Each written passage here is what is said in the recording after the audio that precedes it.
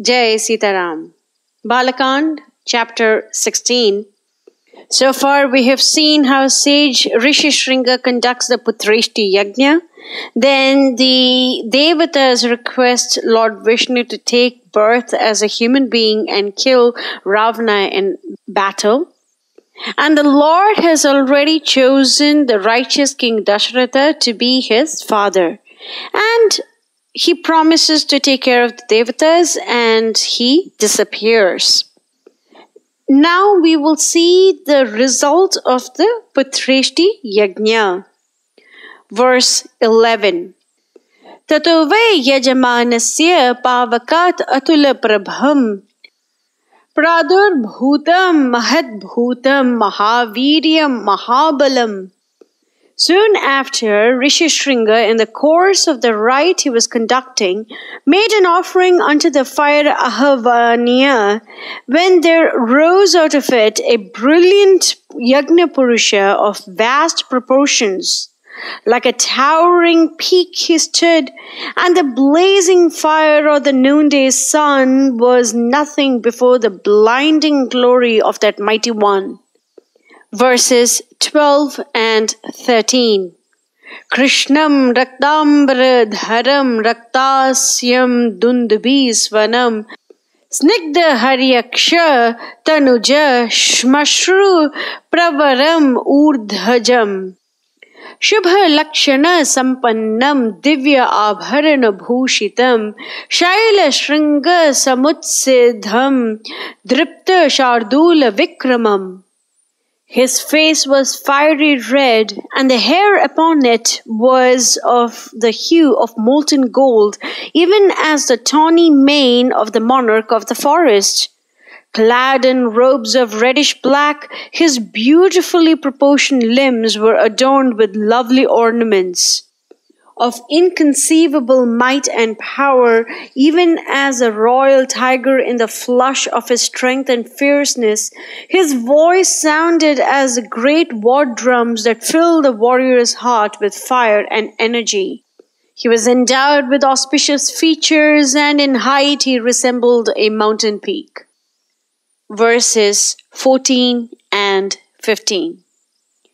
Divakara samakaram deepta anala shikopamam tapta jambu nada mayim rajatanta parichadham divya payasa sampurnam patrim patnim iva priyam pragrihya vipulam dorbhyam svayam maya mayim iva. Similar to the sun in radiance, he looked like the crest of a blazing fire. His hands were closed around a golden vessel of exquisite workmanship, silver-covered, as lovingly as ever a lover's arms are twined around the neck of his beloved, and this was full of divine Payasa. Verse 16. Samavekshya abravit vakyam idam dasharatam nripam prajapatyam naram vidhi mam iha abhyagatam nripa. That divine person observed King Dasaratha and turned to him and said, I have been sent to you by the four-faced one, Brahma.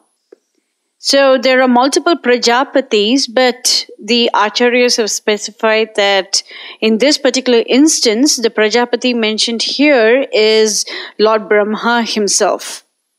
Because Brahma was the one that the Devatas initially approached, and Vishnu promises Brahma and the other Devatas that he is going to take birth as the sons of King Dasaratha.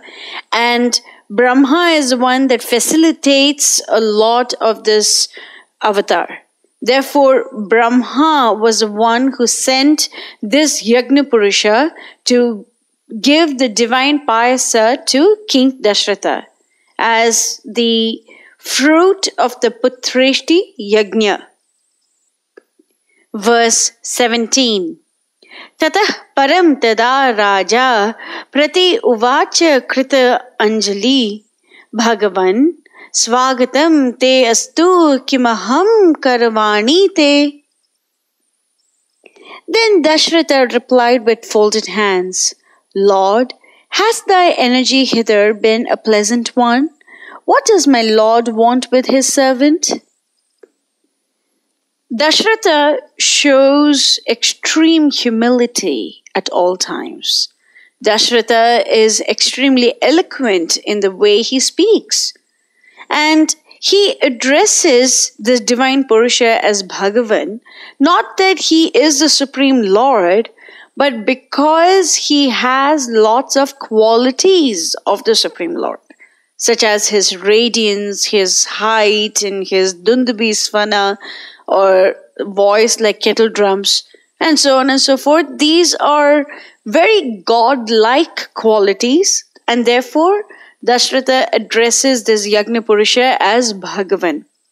And he says, Swagatam te. Welcome. And then he asks him, Kimaham karavani te. What can I do for you? He doesn't say, what have you got for me? He says, what can I do for you? This is the kind of magnanimity that we can learn from such pure devotees as King Dasaratha. Verse 18. Atho punaha idam vakyam prajapatyo naro abravit rajan archayata devan adya praptam idam tvaya. Thereafter, the one who came from Prajapati answered, the gods are pleased with thee and thy horse sacrifice and putrishti, and have sent thee this Payasa. So this is a roundabout way of knowing that if we were to please the Supreme Lord, the Devatas are automatically pleased. And Dasaratha was conducting these Ashwamedha and the Putrishti Yagnas with the goal of having Rama as his son. And of course, the Devatas were all invited and they were all given a share of their offerings, and they are not the end recipient of those offerings. They carried those to the Supreme Lord. Because we have learned over and over again in Bhagavad Gita 5:29, Bhoktaram yagna tapasam sarvaloka maheshwaram suhridam sarvabhutanam jnatva mam shantam rachati. Krishna is the sole beneficiary of all sacrifices.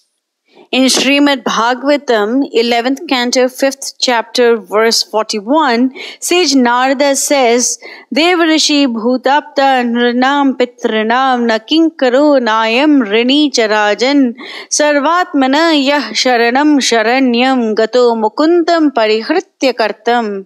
O king, one who has given up material duties and has taken full shelter of the lotus feet of Mukunda, who offers shelter to all, is not indebted to the demigods, the great sages, ordinary living beings, relatives, friends, mankind, or even one's forefathers who have passed away. Since all such classes of living entities are part and parcel of the Supreme Lord, one who has surrendered to the Lord's service has no need to serve such persons separately. So Dasaratha has already taken shelter of the Supreme Lord. And due to that, the Devatas are automatically pleased. The Devatas are in charge of proper wind and the rains and the sunshine and waters and so many other factors. But there is no need to worship each and every one of them individually. Just serve the Supreme Lord with bhakti, and when He is pleased, the Devatas are automatically pleased. There is no need to put in a separate effort to please the Devatas. This is why the Yagna Purusha over here says that the Devatas are pleased by your actions. Verse 19. Idam tu nripa shardula payasam deva nirmitam Prajakaram grihana tvam dhanyam arogya vardhanam. O tigerly king, take this dessert prepared by the devatas. This is blessed and increases the health of a person and confers glory and weal. And more than anything else, the son you so much yearn for. Verse 20. Bharyanam anurupanam ashnita iti prayachya vai tasutvam lapsyase putran yadartham yajase nripa. O king, accept it. Let your eligible wives partake of it, and sons shall be thine. This is what you have toiled for ever so long through horse sacrifice and vows innumerable. Verse 21. Tatha iti nripati pritah shirasa pratigrihyatam patrim deva anna sampurnam deva dattam hiranmayim. Thy command shall be obeyed, replied the king in awe and reverence. He received the Payasa sent him by the devatas. Verse 22. Abhivadya cha tat bhutam adbhutam priyadarshanam muda paramaya yukta chakara abhipradakshinam. Overwhelmed with great joy, King Dasaratha walked around that wonderful being of pleasant countenance again and again and saluted him respectfully. Verse 23. Tato Dasaratha prapya payasam deva nirmitam babhuva parama prita prapya vittam iva adhana. On obtaining that dessert prepared by the gods, Dasaratha's heart leaped for very joy, even as that of a beggar that has come upon a precious treasure. Verse 24.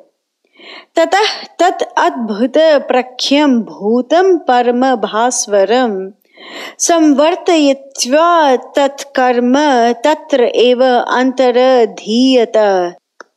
And the mighty yagna purusha, having accomplished his mission, disappeared into the fire from which he sprang. Verse 25. Harsha rashmibih udyotam tasya antahpuram abhabau sharadasya abhiramasya chandrasya iva nabha amshabihi. Thereafter the king concluded the rite and retired to his apartments. The faces of the queens shone even as the sky illuminated by the rays of the autumnal moon. Verse 26. Sa antahpuram pravishya eva Kaushalyam idam abravit Payasam pratigrihnishva putriyam tu idam atmanaha. King Dasaratha said to Queen Kaushalya, this divine Payasa, the gift of the celestials, will bear you sons. Do you partake of it? Verses 27, 28 and 29. Kaushalyaye narapati payasa ardham dadau tada ardhat ardham dadau chapi Sumitraye naradhipa Kaikeyi cha avashishta ardham dadau putrartha karanat pradadau cha avashishta ardham payasyasya amrita upamam anuchintya Sumitraye punah eva mahipataye evam tasam dadau raja bharyanam payasam pratak. He then distributed it among them thus: 1/2 to Kaushalya, 1/4 to Sumitra, and 1/8 to Kaikeyi. Then the remaining 1/8 was given to Queen Sumitra. If Dasaratha had given the remaining 1/8 to Kaikeyi instead of to Sumitra, then he would have placed Kaikeyi on the same level as Sumitra, her elder, and this should not be the case. And thus the king distributed the dessert to his wives differently. Verse 30. Tah cha evam payasam prapya narendrasya uttamah striya sammanam minare sarva praharsha udita chetasaha. The queens were highly satisfied with King Dasaratha's distribution of the Payasa and deemed themselves blessed in being allowed to partake of it. Verse 31. Tathastu tah prashya tad uttama striyo mahipate uttama payasam pratak hutashana aditya samana tejasaha achirena garbhan pratipedire tada. They ate it and shone brighter throughout the period of pregnancy than the smokeless fire of the brilliant sun. Verse 32. Tatastu raja prativikshya tah striya prarudha garbha pratilabdha manasah babhuva khrishta tridive yatha hari surendra siddha rishi ganabhi pujitah. The old king saw the pregnancy of his beloved wives. His heart was lifted off its weight of sorrow, and he rejoiced even as Lord Vishnu is worshipped by Indra and hosts of Siddhas and Rishis. This concludes the 16th chapter of Balakand. In the next chapter, we will see how the Devatas take avatars as Vanaras to serve Lord Rama. Mangalam Kaushalendraya Mahaniya Gunabdaye Chakravarthi Dhanurjaya Sarvabhaumaya Mangalam.